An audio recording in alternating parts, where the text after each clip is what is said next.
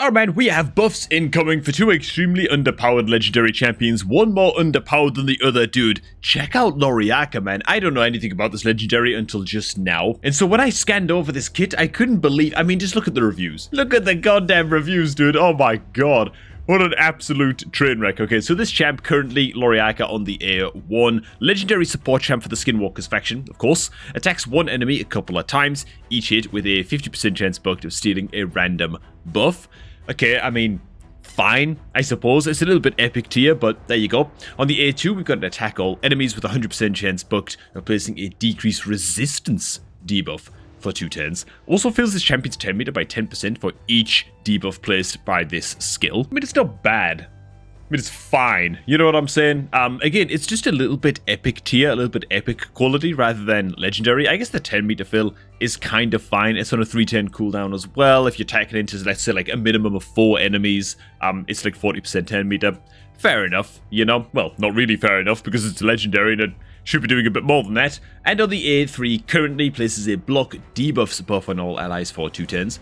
Good stuff. Also fills the 10 meter of all allies by 20%. And this is bookable down to a 3 turn. I don't know, dude. Is it just... are like all of these skills just kind of epic champ quality? What does the passive do again? Fills the champion's 10 meter by 5% each time an ally buff is removed, transferred, stolen, or expires. Okay. And because it's the law, screw the in-game reviews. We just gotta check the Hell Hades reviews real quick before we check out the buffs. Loriaca is sitting at a 3-star overall rating. That seems like it might be even just a little bit generous, to be honest, but there you go. Just a very, very kind of middling champ, I guess. Ooh, and to be fair though, on Hell Hades, it does identify that Loriaca is pretty decent into Frostbiter, right? Because Frostbiter is placing decreased accuracy, that kind of thing. And so, yeah, getting off the HP burn debuffs against that is kind of big. Besides that, just kind of middling and never worth maxing anywhere else. And now to get on to the actual changes to good old Great Hoof Loriaca, if we just scroll down just a little bit. So this is the A1 right here, the Deprive skill. So it's still a double hitter, attacks one enemy 2 times, each hit with a 40% chance of stealing one random buff. Now it fills this champion's 10 meter by 10% for each buff stolen. How big of a deal is that? Well, if you steal what? How many buffs are you really going to be stealing with this consistently? At best, it's a 10 meter fill of 20% on the A1. I think that's a little bit of a not great, not terrible sort of situation. On the A2, it's an attack all enemies, of course, still, with a 100% chance bugged of placing a decreased resistance debuff, same as before, and a 50% decrease accuracy debuff for 2 turns. Decreased resistance and decreased accuracy? I guess it's still going to be good into Frostbiter. That's going to be the same. Could be better into Hydra now. I think the issue with that is that it's still quite niche, right? Like, it's not bad to have these debuffs, but is it sort of like team defining? Is it like a tool that you absolutely must bring into certain boss encounters?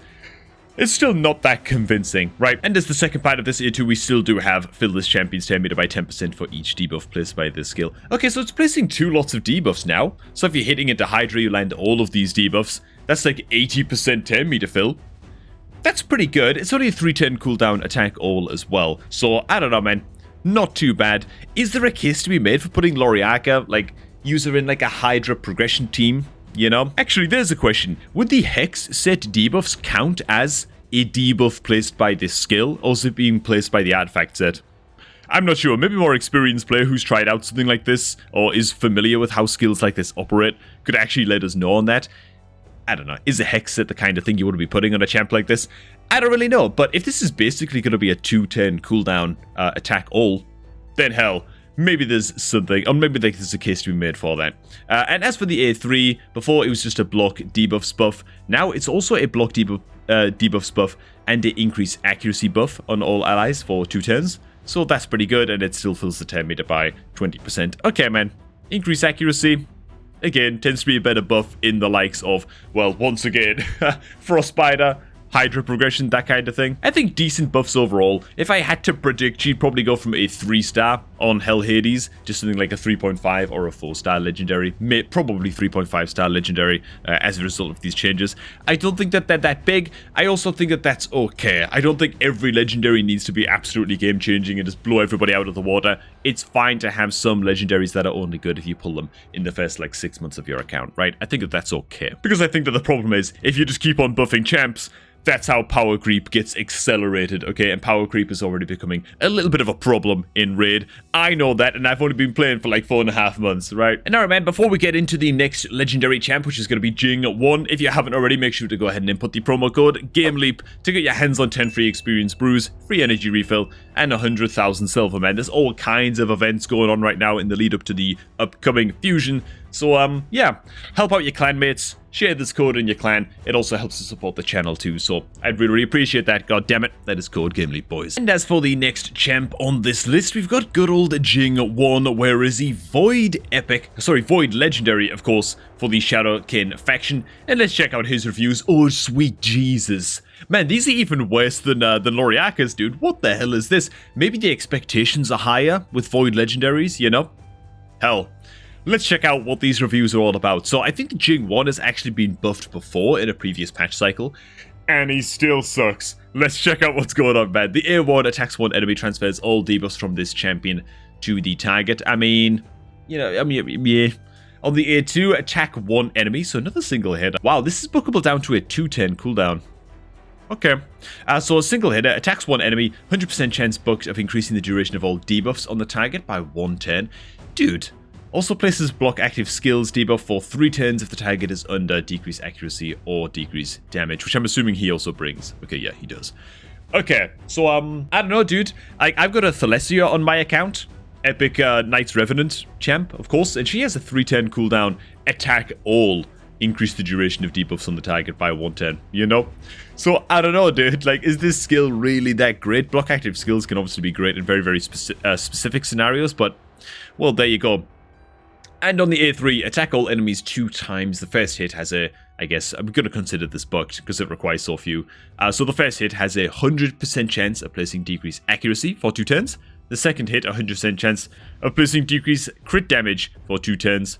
Also places a strengthen buff on this champion for 2 turns. Only Jingwon gets the strengthen? What the hell, man? I mean, there's plenty of champs in the game that give strengthen to everybody. Would it really be that bad if you give strengthen to your entire team? I mean, I think that this skill is, it's fine. It's fine, right? Decrease accuracy is great. It's a double hitter, which is also great. And of course, decreased crit damage is, again, it's all just fine. It's all just fine, you know? And as for his passive, which I have no idea what this does, this champ is immune to all hard crowd control debuffs. And at the end of each enemy or ally turn, removes all fear, true fear, freeze, blah, blah, blah, blah, blah. Debuffs from all allies. Ooh.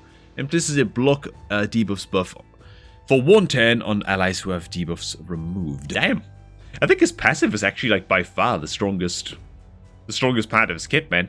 Then again, even fully booked, it's a 4-turn cooldown.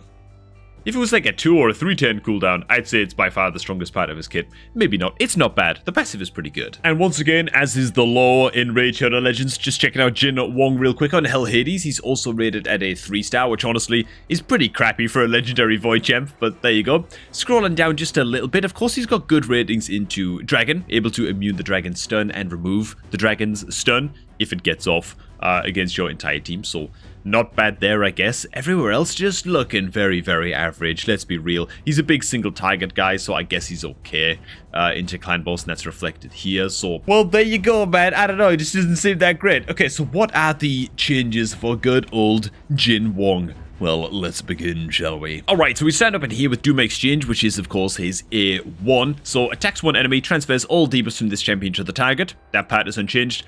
Also has a 50% chance of placing his stun debuff for 1 turn. Hell yeah, man. Now we're talking, right? 50% chance of stun on an A1. Really not too bad. Next up, the A2, okay? Now, oh my god. So it's no longer an attack a single enemy, it's now an attack all enemies with a 100% chance bucked of increasing the duration of all debuffs on all enemies by 1 turn. Great, okay.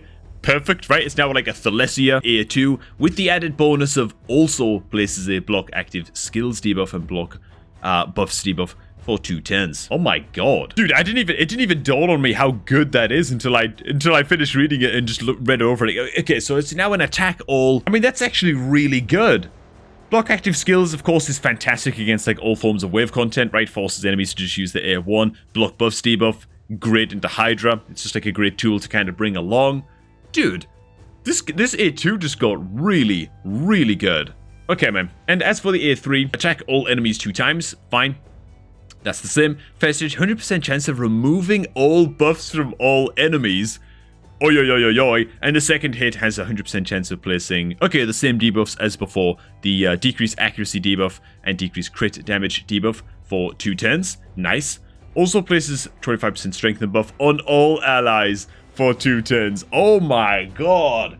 Dude, I tell you what, I think Jingwon got the good end of the stick with these buffs. These are way, way more than the Loriaca's changes. Okay, so TLDR, just breaking this down, we've now got a chance to stun added to the A1. We've got a block active skills and block buffs debuff being thrown into the now attack all A2. The only nerf to the A2, by the way, because that's too crazy, right? This is too good on a 210 cooldown. It is going to go to a 5-turn cooldown by default, meaning that it is going to be a 3-turn cooldown when fully booked, because frankly, a 210 cooldown, attack all, you know, block active skills, block buffs, and also increasing the duration of all debuffs on the target by 1 turn. All of that in a 210 cooldown would just be utterly, utterly ridiculous, of course. And then for the A3, we also have remove all buffs from all enemies on this attack all, as well as the strengthen buff being applied to your entire champion team. Yeah, Jingwon is absolutely insane. Just one thing, dude, Plarium, please reset the reviews on this goddamn champion when these changes go live. Have they ever done that before, ever? Is there any chance of them doing it with Jingwon? Probably not, but I'm telling you now, man, some new player who's been playing Raid for 3 weeks or something, has no idea what he's doing, is going to get his first Void Shard, he's going to be all excited, he's going to get insanely lucky, pull a Jingwon, and he's going to think it's trash because he has no idea what any of this, what any of the skills mean, you know, because they're brand new at the game, and maybe they're like 50-year-old dude or something playing on his phone or whatever.